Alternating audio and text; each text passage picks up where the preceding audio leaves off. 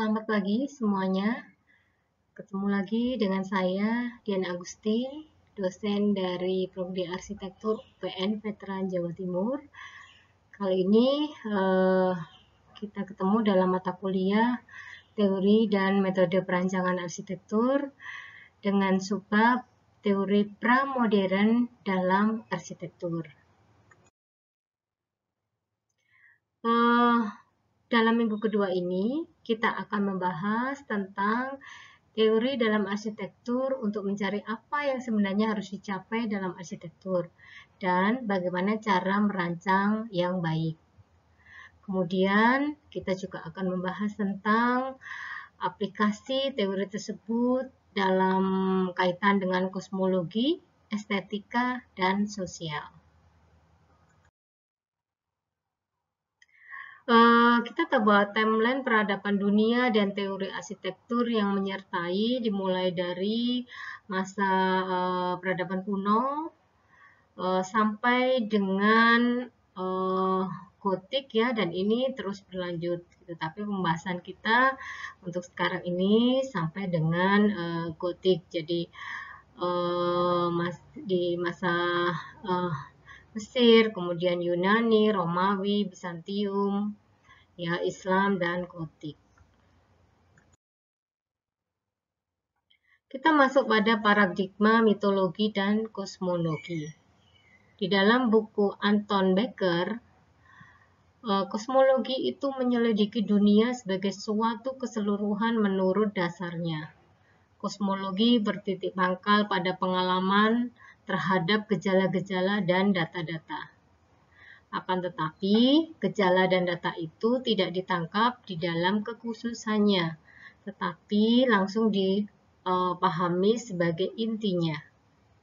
Sedangkan menurut Y.B. Mangunwijaya, segi mitos dan keagamaan menyangkut keadaan manusia atau alam semesta sebagai sesuatu yang paling akar, paling sejati, dan paling menentukan.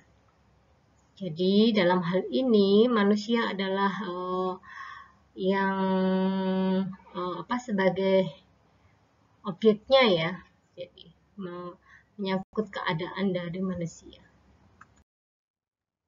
Kemudian kosmologi menurut ahli yaitu bertitik pangkal pada pengalaman mengenai gejala-gejala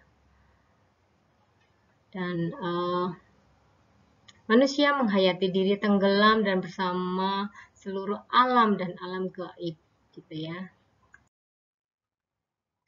Nah, ini adalah gambaran dari paradigma kosmologi tadi ya. Jadi pada intinya itu bahwa awalan dari paradigma kosmologi itu terbentuk dari kepercayaan ataupun keagamaan ya, yang kemudian di dalam lingkaran luarnya itu sudah ke arah ragawi atau misalnya rumah gitu, kemudian makam, sumber air, kebun atau ladang untuk mencari penghasilan dan penghidupan. Ya. Jadi pertama adalah keagamaannya dulu, misalnya di masjid seperti itu dan lain sebagainya. Misalnya juga adanya tarian kecak ya di Bali yang merupakan penuaian kewajiban kepercayaan atau keagamaan demi keselamatan diri dan keluarga atau masyarakat. Di dalam alam pikir mitologis, manusia masih menghayati dirinya tenggelam dan bersama seluruh alam dan alam gaib. Seperti ini misalnya kepercayaan pada dewa-dewi, kemudian bangunan ataupun rumah tradisional yang menganut kepercayaan tertentu gitu ya. Penghayatan adanya suatu pusat dunia atau poros atau sentrum atau caput mundi merupakan penghayatan manusia berjiwa religius yang sangat dalam. Manusia tidak dapat hidup dalam angkasa kosong atau ruang homogen, seolah-olah segala titik dan arah itu sama saja. Ia membutuhkan orientasi, pengkiblatan diri. Ya, sebagai contoh orientasi matahari dari timur ke barat.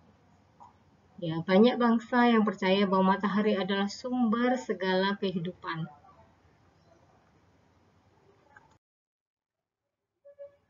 Kemudian kita mengenal konsep Vastu Purusa Mandala. Dalam buku Wastu Citra dikatakan bahwa suatu wilayah tidak hanya dipahami geografisnya saja, tetapi sebagai suatu mandala yang berarti bentuk atau form. Dalam hubungan tertentu, mandala juga berarti citra gaib. Dalam mandala ada tempat yang paling berdaya, yaitu bagian pusat, di mana setiap bagian daerah bangunan memiliki nilai gaibnya menurut susunan daya mandala tadi. Ya. Vastu, norma dasar semesta yang berbentuk dan berwujud. Purusa adalah insan. Bagi orang India dahulu, pertama kali tata wilayah atau tata bangunan tidak diarahkan demi penikmatan rasa estetik, tapi demi kelangsungan hidup secara kosmis.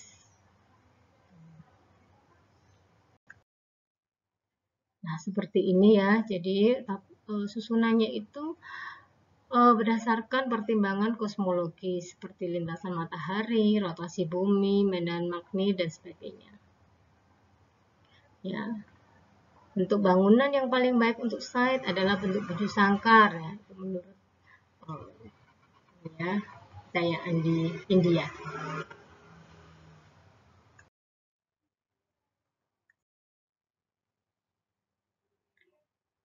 Ini misalnya sebuah objek yaitu Chandigarh ya, muncul setelah kemerdekaan India pada tahun 1947. Kemudian awalnya tugas perencanaan ibu kota baru ini diberikan pada orang Amerika, ya, tapi kemudian dibangun ya sendiri dan dinamai Candi Madu. Nah, seperti ini ya penataannya.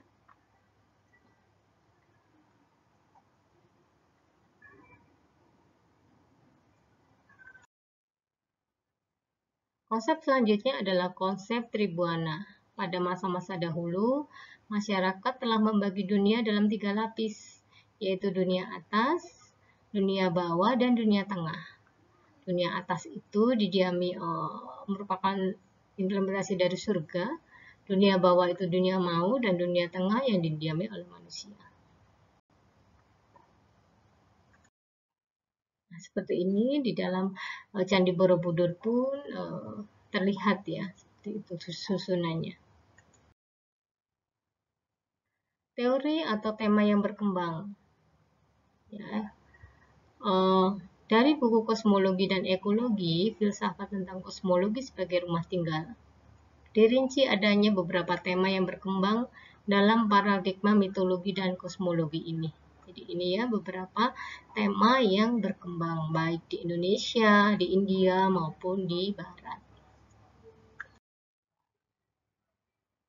Jadi kosmologi Indonesia itu terkait dengan konsep keramat, suatu hal yang telah dirasuki oleh suatu zat kejiwaan. Kemudian kalau di India itu menurut kitab Upanishad, Buddhisme dan substansi yang tidak berjiwa sendiri. Sedangkan Barat itu menganut panteisme, roh mutlak dan materi.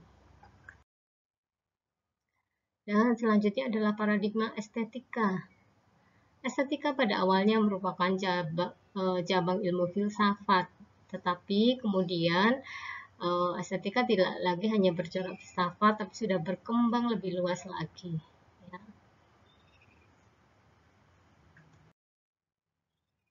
Ini teori objektif dan teori subjektif. Kalau objektif, keindahan adalah sifat yang memang telah melekat pada benda yang merupakan objeknya. Sedangkan subjektif, keindahan hanyalah tanggapan perasaan dalam diri seseorang yang mengamati benda tersebut. Jadi tidak sama antara satu orang dengan orang yang lain. Nah, seperti ini bahwa sebenarnya untuk estetik itu bisa dirumuskan sebenarnya ya. Seperti itu.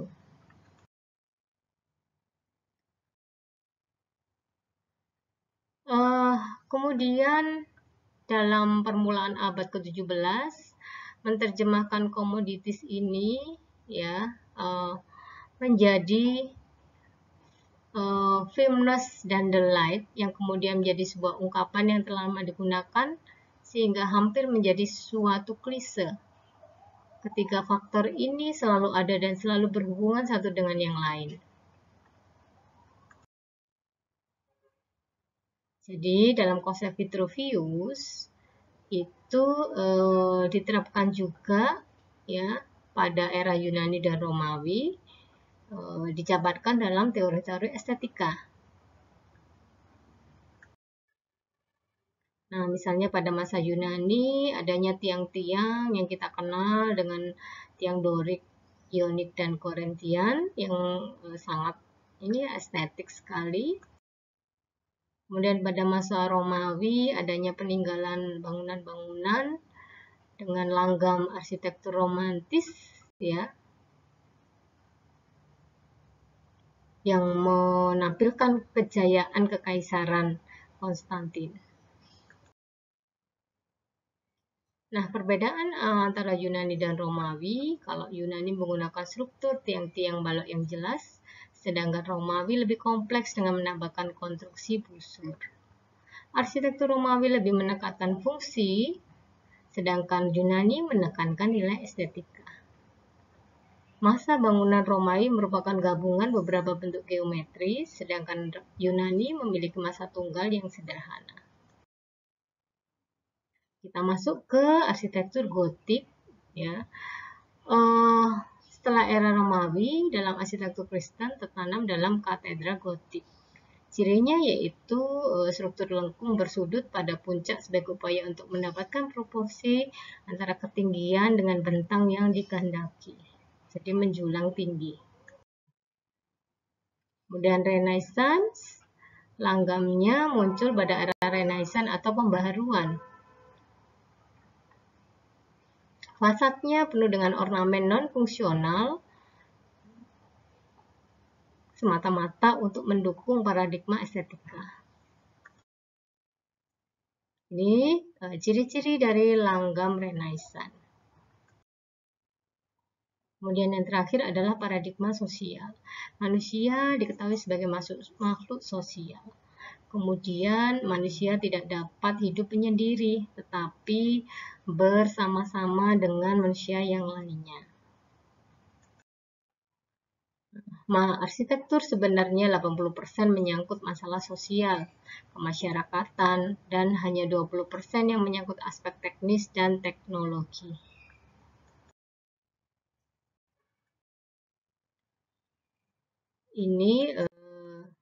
Ini adalah beberapa paradigma fakta sosial. Ya, jadi arsitektur dalam berkarya akan memperhatikan norma, prinsip yang bersifat makro maupun universal yang terdapat dalam masyarakat. Ya, nah ini contoh bagan dari paradigma sosial. Arsitektur adalah cerminan kebudayaan. Arsitektur itu pengejawantahan dari kebudayaan manusia. Atau dengan kata lain, arsitektur selalu dipengaruhi kebudayaan dan masyarakatnya. Terima kasih semuanya. Assalamualaikum warahmatullahi wabarakatuh.